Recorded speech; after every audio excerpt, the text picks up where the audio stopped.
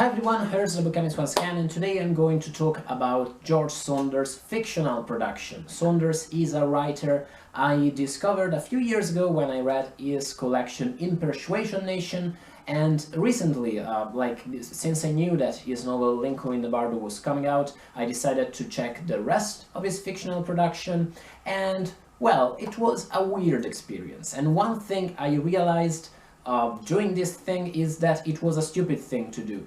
One thing you should know, even if you don't proceed with the rest of this video, is that I firmly believe that Saunders, because of several reasons, is a writer you should take in small doses. One of those reasons, on a very basic level, is that many of his stories on the level of setting, of plot, of themes, of narrative techniques, kinda look samey.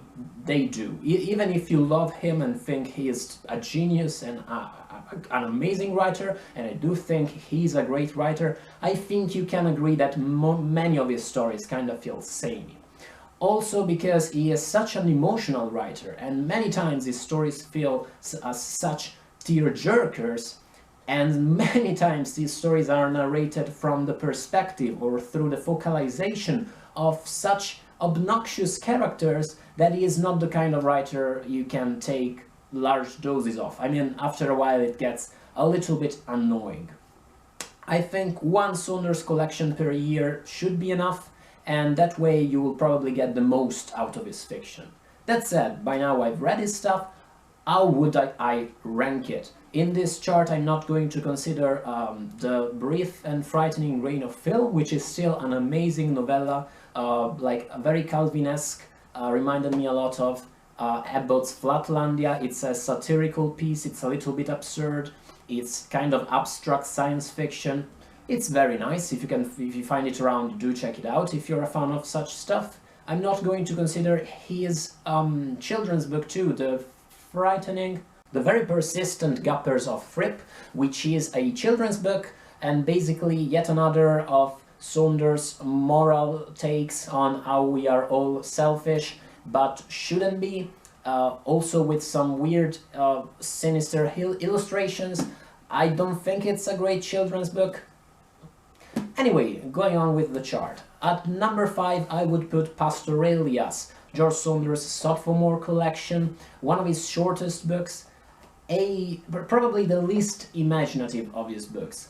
Now, it's still quite imaginative, it still features his brand, his personal brand of futuristic theme parks where people and employees are treated horribly by their employers.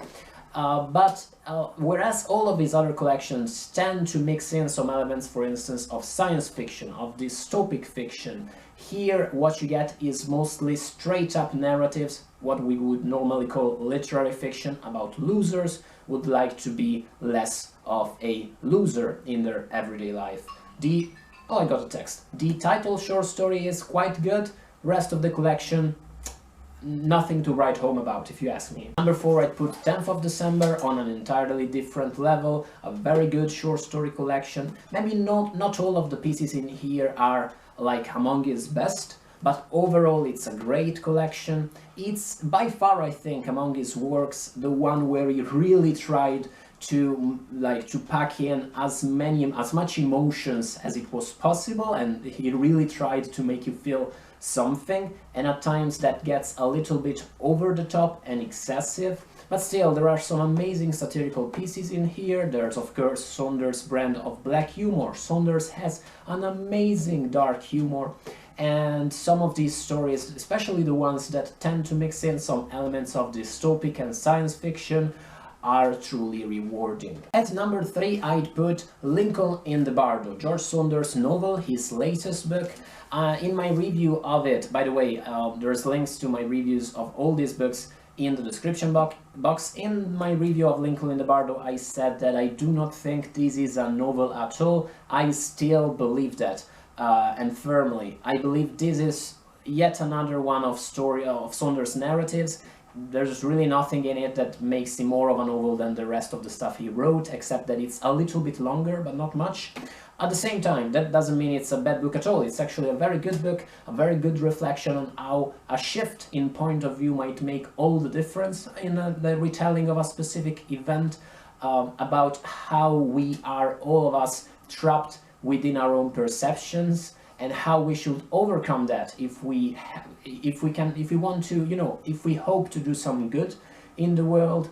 Overall, more than all that, it's an amazing and a beautiful ghost story. It's a ghost story, let's face it. It's a beautiful ghost story and an inventive take on that genre. It's a rewarding narrative and it's filled with beautiful characters. The only pity is that I think had it been a more standard novel, and you'll get what I mean when you read it, I think it would have been so much better. I've been told the audiobook of this thing is actually awesome, and I do believe it is, because of its nature, and I'm not spoiling anything, but yeah, because of its nature, I think this book would work amazingly as an audiobook, so consider listening to that.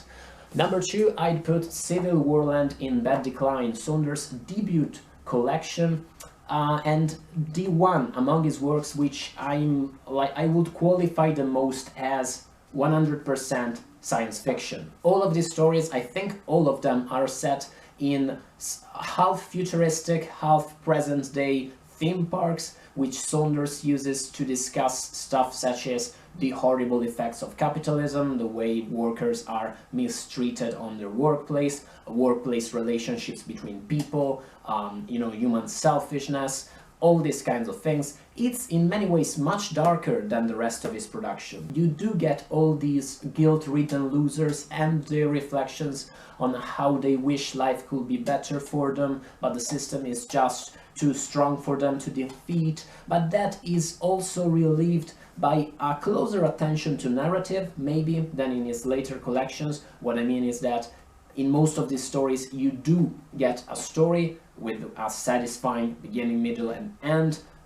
Like, all of these stories are very rewarding. Not all of Saunders' later stories are as rewarding as these, and in general the dark humor, the high levels of dark humor in here, and the high levels of general horror in here, the horror of these dystopic futuristic societies, kinda counterbalance all of the, you know, cheesy stuff. It's by far Saunders' darkest book, I think, and I don't know why I like it so much. I usually don't like very dark narratives at all, unless it's horror, but yeah, I think in many ways it's the most balanced and the most rewarding of his short story collections, except for In Persuasion Nation, which is a weird one. In Persuasion Nation is in some ways Saunders' most satirical collection.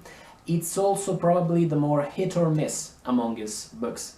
For all that I'm not Saunders' #1 fan in the universe, I do think that the average level of his short stories is incredibly high, and I would not necessarily call any of these other collections, not even 10th of December, not really a hit or miss collection, whereas In Persuasion Nation has a few weak stories that stand out in the general mix. But at the same time, the good ones are amazing, and you get emotion in here, but not to those, you know, over-the-top levels as in, again, 10th of December, and you get some shorter passages in here which are simply hilarious, some shorter stories I meant.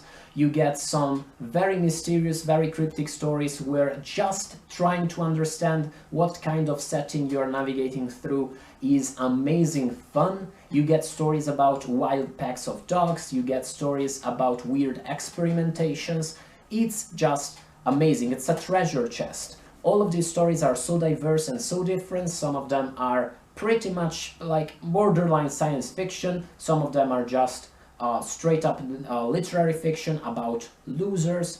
It's an amazing short story collection. This is my take on George Saunders' fictional production. I think he is a great short story writer and he plays with genre beautifully. Let me know what you think about his books. How would you rank these books yourself? Let me know about your experience with Saunders. Thank you so much for watching once again, guys. I will see you on the next one. Bye, guys.